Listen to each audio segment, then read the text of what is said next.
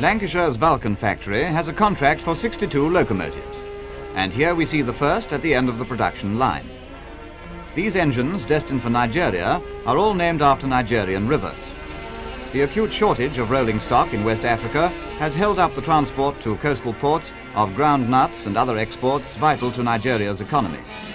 And Britain is therefore as anxious to supply the engines as Nigeria is to receive them. The 19th century colonial era narrow gauge railway infrastructure in Nigeria progressively became outdated, and by 2013, the only operational segment of Nigeria's rehabilitated single track was between Lagos and Kano.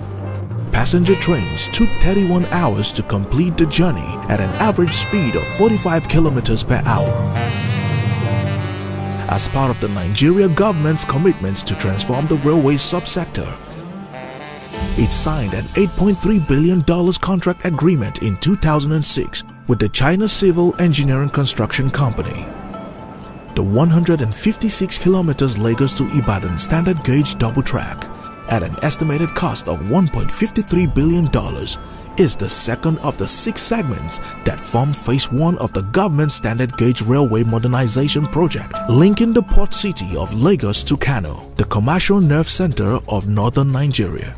The first segment, Abuja to Kano, built an estimated cost of $876 million, became operational in July 2016. Other sections are Ibadan to Ilorin, Ilorin to Minna, Minna to Abuja, and Kaduna to Kano. There is a future Abuja to Warri connection also planned. The standard gauge railway is the most widely used railway track gauge across the world, with approximately 55% of the lines in the world, including vast majority of high-speed lines, using it. The scope of the Lagos to Ibadan segment includes the construction of the new railway bridges, vehicular flyovers and pedestrian bridges, culvert drains, embankments and protection work. There will also be 11 new stations, of which 4 will be mega stations with capacity to handle 4,000 to 6,000 passengers at peak hours. In addition, there are freight yards planned at Apapa Harbour Station, Kajola and Ibadan, dedicated power supply from the national grid with 4 substations and 200 kilometers approximate length of distribution line. The construction has had its challenges, with a relocation of the originally planned Abeokuta station, as that was declared unsuitable for construction. There have been other issues, all of which had to be overcome. The new Lagos-Ibadan standard gauge line is a significant step in the Nigerian government's goal of modernized rail network.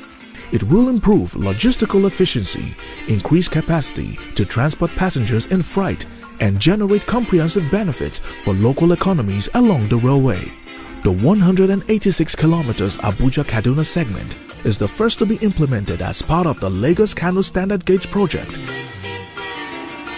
The passenger trains can operate at a speed between 200 km per hour and 250 km per hour.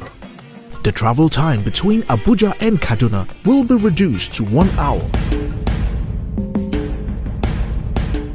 Other standard gauge line projects in the pipeline include the Lagos-Benin City 300 km, Benin-Abakaliki 500 km, Benin-Obudu-Cattle Ranch 673 km, Lagos-Abuja High Speed 615 km, Zaria-Benin-Koni 520 km, Egain-Otukpo 533 km, and Egain-Abuja. Other projects scheduled are the Port Harcourt-Maiduguri line 1,657 km, Ogoja-Maiduguri, Kano-Gamboru-Ngala, Kano-Jibia, and Ilela-Minna rail line.